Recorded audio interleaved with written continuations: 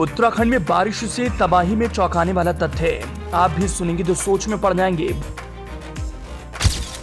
भारतीय मौसम विभाग ने बारिश की रफ्तार को लेकर जो डेटा दिया, उसका विश्लेषण करने पर जो सच्चाई सामने आई वो डराने वाली है।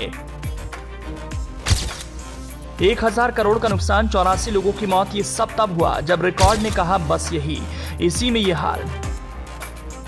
इस साल के मानसून ने उत्तराखंड का हाल कुछ ऐसा कर दिया था। बारिश ने ऐसा कोहराम मचाया कि गाड़ी कमाई से मकान टूट गए, सड़कें टूटी, हर तरफ तबाही के मंजर दिखे। जहां जिधर भी आंखें दौड़ाई गईं, वहीं से बात सामने आई। इस बार की बारिश तो तबाही वाली है, अपने साथ आपदा लेकर आई है, किसी को बख्शने के मूड में नहीं दिख रही। जहां देखो वहां तबाही का मंजर है, बाढ़ ही बाढ़ है, हर तरफ पानी ही पानी है।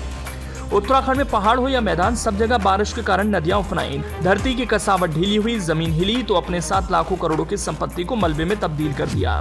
उत्तराखंड के लोगों के जहन में इस बारिश की आफत है, लेकिन वाकई में ऐसा है क्या जैसा हम सोच रहे हैं? क्या मौसम विभाग का डेटा भी वैसा ही दिखा रहा है या फिर कुछ और ही कहानी बता रहा है?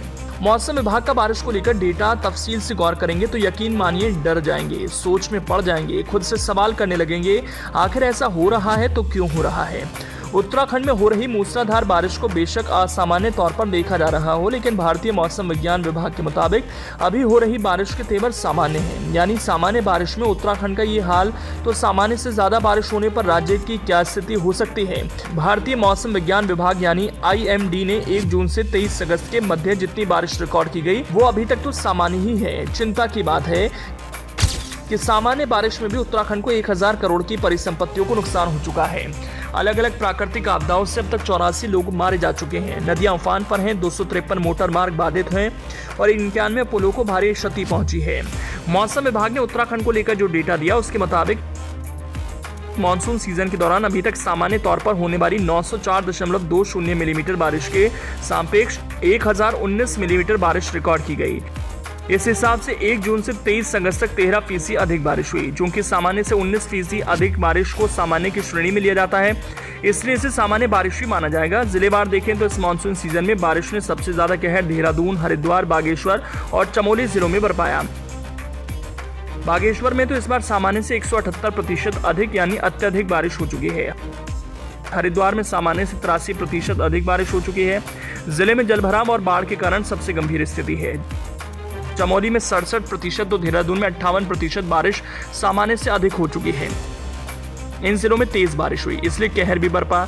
लेकिन उत्तराखंड के जिन जिलों में सामान्य बारिश हुई, वहां आफत ने जो अपना रूप दिखाया वो हैरान करने वाला है, सोचने के लिए मजबूर करता है। जब सामान्य बारिश में यह हाल है तो आज सामान्य बारिश में क्या होगा? पिथौरागढ़, चंपावत, नैनीताल, रुद्रप्रयाग, पौड़ी, अल्मोड़ा जिले में सामान्य से कम बारिश रिकॉर्ड की गई। इन जिलों के अलग अलग इलाकों में कहीं कम बारिश हुई तो कहीं बहुत ज्यादा, जिससे वहां भूस्खलन, बाढ़, जलभराव की घटनाएं सामने आई। तो ये क्या संकेत देता है? प्रकृति आखिर हमें क्या बताना चाहती है? क्या चेतावनी दे रही है? इसको समझना जरूरी है। आधुनिकीकरण के नाम पर जिस तरह से देवभूमि के पहाड़ों से लेकर मैदानी इलाकों में पेड़ पौधों को काटा गया, उनकी सड़कें बिछाई जा रही हैं, पहाड़ के नियम कायदों को आधुनिकता के नाम पर तहस नहस किया जा रहा है। जो प्राकृतिक माहौल के प्रशंसक हैं उनका यही कहना है, ये सब उसी का परिणाम है। उसी की वजह से नदियां उफनाई हैं, उसी के कारण नदियों ने अपने रास्ते को मोड़ा है और रिहायशी इलाकों की ओर रुख किया है। उसका क्या परिणाम है? भूमि धंसाव हो रहा है, उसी के कारण जिंदगियां बर्बाद हो रही हैं। अब आने वाले बड़े संकट से बचना है तो हमें प्रकृति से संतुलन बनाना ही पड़ेगा। प्रकृति को इग्नोर करने की आदत को बदलना होगा, तभी देवभूमि का अस्तित्व रहेगा।